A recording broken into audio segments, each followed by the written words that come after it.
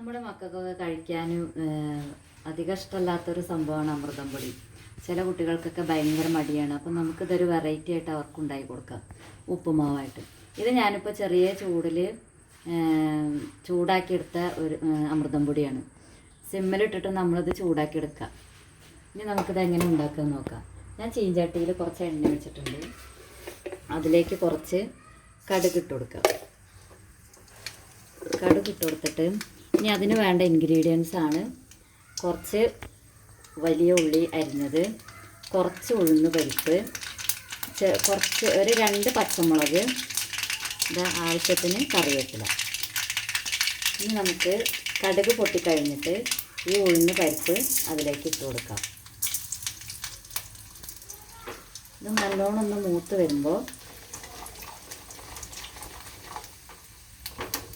നല്ലോണം ഒന്ന് മൂക്കട്ടെ കേട്ടോ.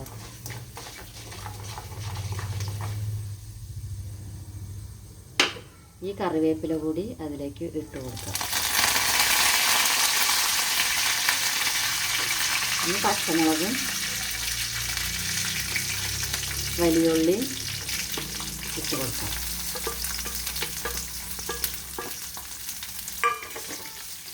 ഇനി നല്ലോണം ഇതൊന്ന് മൂക്കട്ടെ.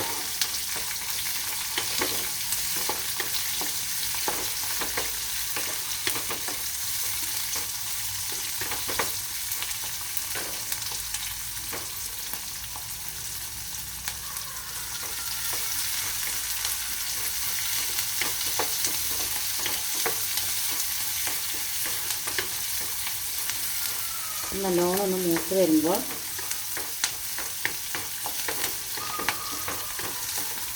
ഈ വലിയുള്ളി ഒരു ബ്രൗൺ നിറത്തിലാവും.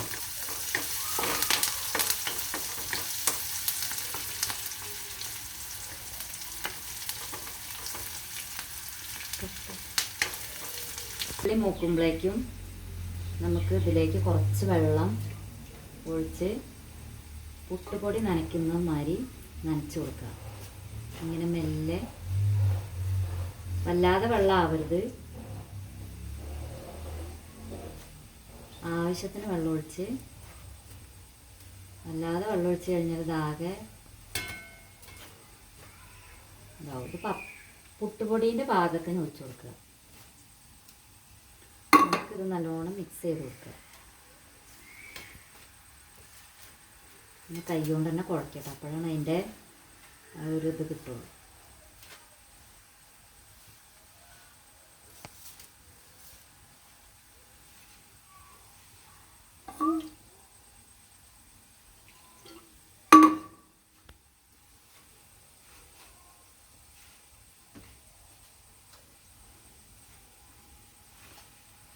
ഈ പരുവത്തിൽ ഒന്നും കൂടി ആവണം.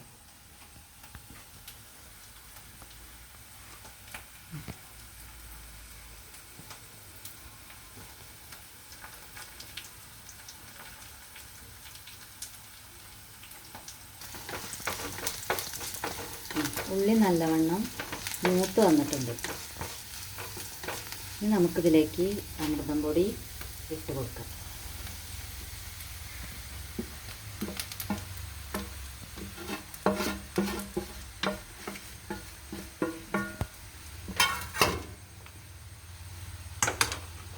ഇത് നല്ലോണം ഇളക്കി കൊടുക്കാം.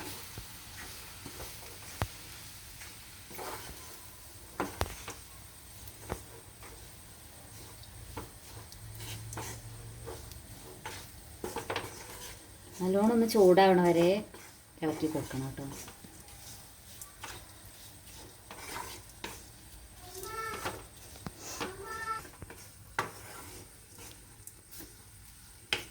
നമ്മുടെ അമൃതം പൊടി ഉപ്പുമാവ് റെഡിയായി കഴിഞ്ഞിട്ടുണ്ട്. നല്ല ടേസ്റ്റ്. ഇതിനൊരു കട്ടൻ ചായയും കൂടി ഉണ്ടെങ്കിലോ സൂപ്പറാണ്. കട്ടൻ ചായ അമൃതം പൊടി.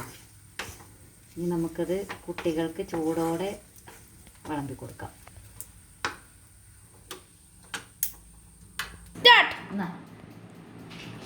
ഇതെൻ്റെ ചെറിയ പുത്രനാണ്. രസമുണ്ടോ? അത് ഒഴിവാക്കാം, അത് ഒഴിവാക്കാം. കിട്ടിപ്പോയി. അത് വേറെ